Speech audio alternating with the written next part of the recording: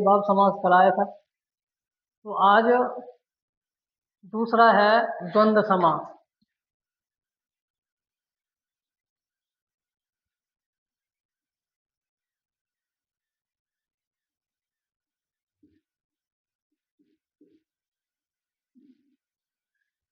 द्वंद्व समास की परिभाषा। इस समास में दोनों पद प्रधान होते हैं। इस समास में दोनों पद कैसे होते हैं? प्रधान होते हैं। और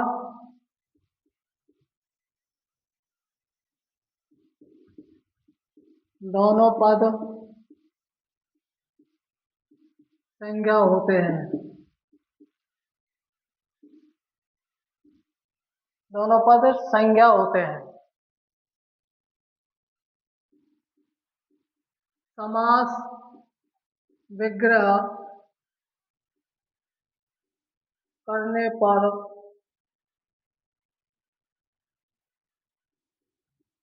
दोनों के पीछे च लगाते हैं। दोनों के पीछे च लगाते हैं। उदाहरण,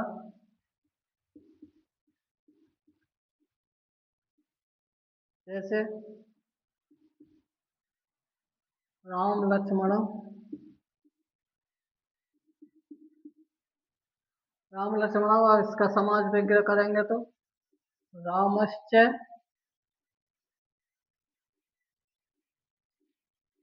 लक्ष्मणश्च। यानी कि राम लक्ष्मण समस्त पद रहा। जब इसकी हमने समास विग्रह किया तो इनके बीच में क्या लगा दिया? च लगा दिया। द्वंद्व समास हमारा इस प्रकार से कहता है कि इसमें दोनों पद जो है कैसे रहते हैं? प्रधान होते हैं। दोनों पद प्रधान होते हैं और समास विग्रह करने पर च लगाते हैं। इसमें दोनों पदों में संज्ञा होती है। इस समास में वैसे द्वंद्व समास में च का प्रयोग किया जाता है विग्रह करने पर। द्वंद्व समास के भेद।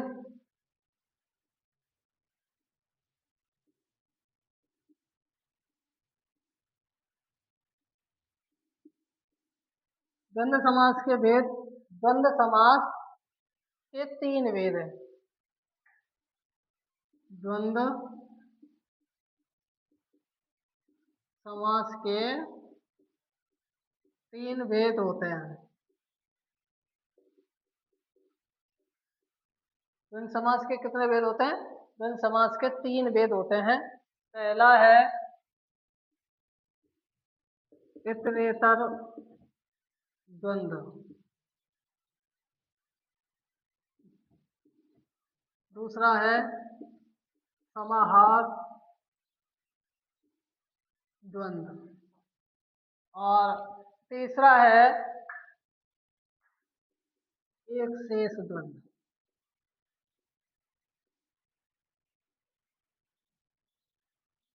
देखिए, द्वंद्व समास में दोनों पद कैसे होते हैं? प्रधान होते हैं और दोनों पदों में संज्ञा होती है। समास विग्रह करने पर दोनों के पीछे क्या लगा देते हैं? च लगा देते हैं। जैसे उदाहरण, राम लक्ष्मण और रामश्च लक्ष्मण। द्वंद्व समास के भेद। द्वंद्व समास के 3 भेद होते हैं। नंबर 1 इतरेतर द्वंद्व, दूसरा है संहार द्वंद्व और तीसरा है एक शेष द्वंद्व। तो ये हमारे द्वंद्व समास के भेद रहे और परिभाषा।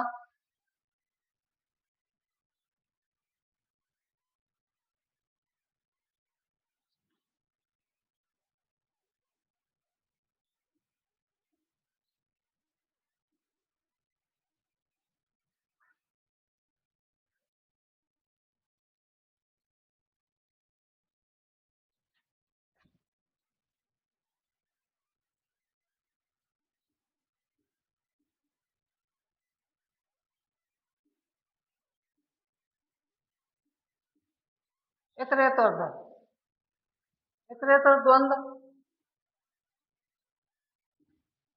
इसमें दोनों पद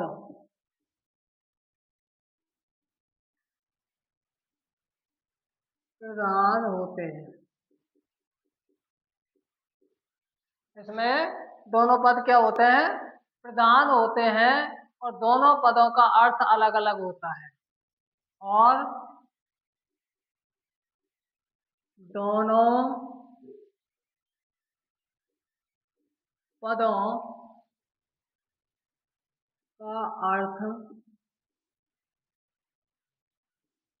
अलग अलग होता है। दोनों पदों का अर्थ अलग अलग होता है और समस्त पद बनने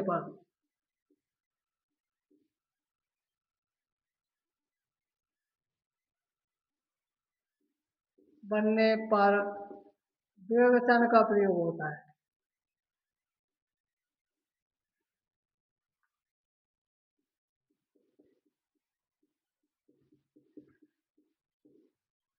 द्विवचन का प्रयोग होता है और दो से अधिक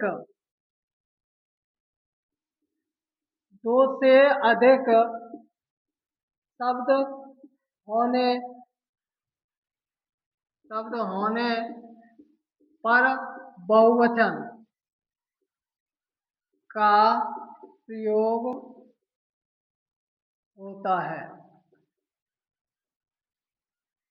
बहुवचन का प्रयोग होता है और समस्त पद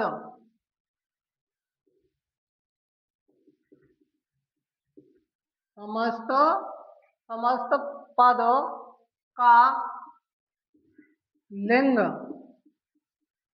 समस्त पद का लिंग अंतिम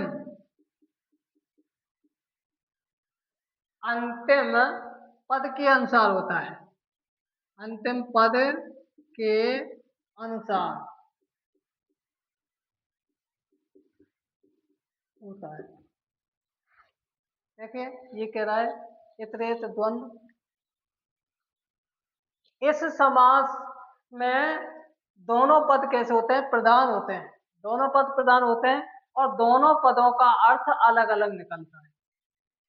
दोनों पदों का अर्थ अलग अलग होता है। समस्त पद बनने पर द्विवचन का प्रयोग होता है, यानी कि जब समस्त पद बनाते हैं तो द्विवचन का प्रयोग करते हैं और दो से अधिक अगर शब्द आ जाएं तो इसमें बहुवचन का प्रयोग होता है। समस्त पद का लिंग अंतिम पद के अनुसार होता है। लिंग यानी कि जब विभक्ति लगाई जाती है और जो वचन होता है वो अंतिम पद के अनुसार होता है, जो अंतिम पद होता है। जैसे राम कृष्ण, राम कृष्ण। अब देखिए इसमें अंतिम पद क्या है? कृष्ण है। अब दो हैं तो द्विवचन का प्रयोग हुआ है और जो लिंग का प्रयोग हुआ है वो कृष्ण के अनुसार हुआ है। पुल्लिंग है तो पुल्लिंग का द्विवचन कृष्ण। अब इसका समास जब विक्रय करेंगे तो क्या हो जाएगा? रामो च कृष्णो च। इसी प्रकार से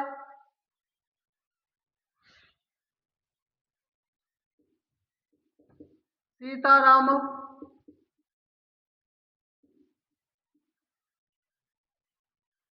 सीता राम।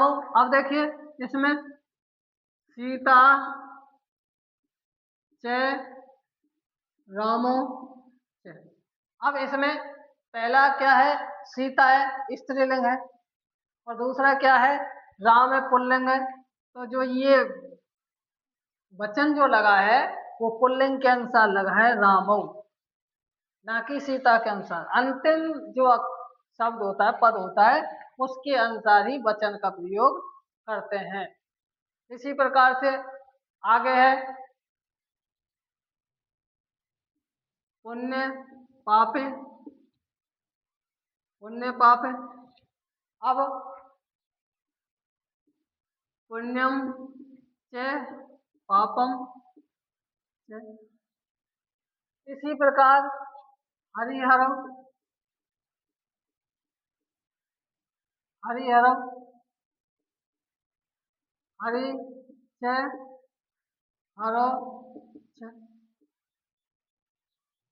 तो मेरा कहने का तात्पर्य है कि इसमें जो दूसरा पद है उसके अनुसार ही इसमें प्रयोग लिंग और वचन का प्रयोग होता है। जैसे पुत्र कन्या, पुत्र कन्ये।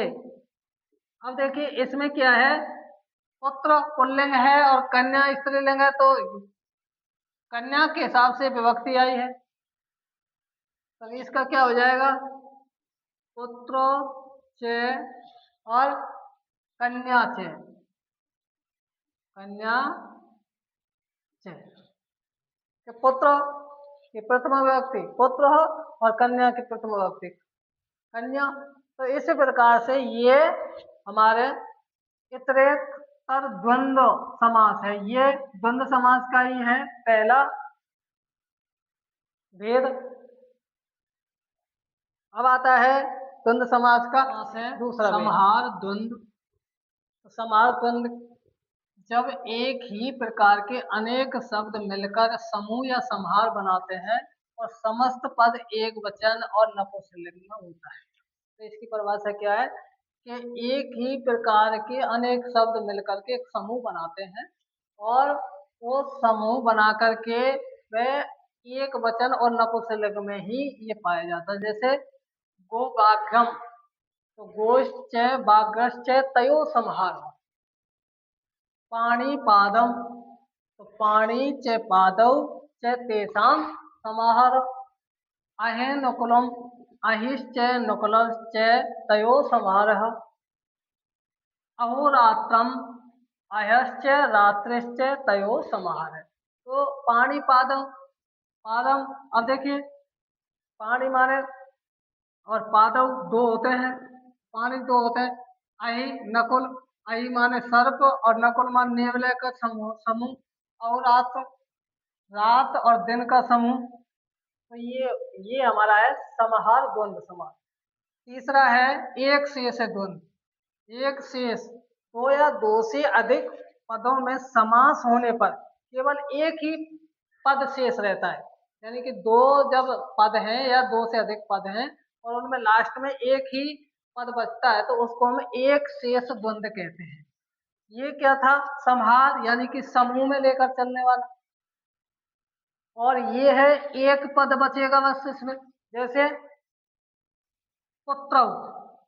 अब पुत्रौ का जब समास वगैरह करेंगे पुत्री च पुत्रश्च, अब लास्ट में जो ये पुत्र है इसका ही क्या आएगा, द्विवचन आ जाएगा।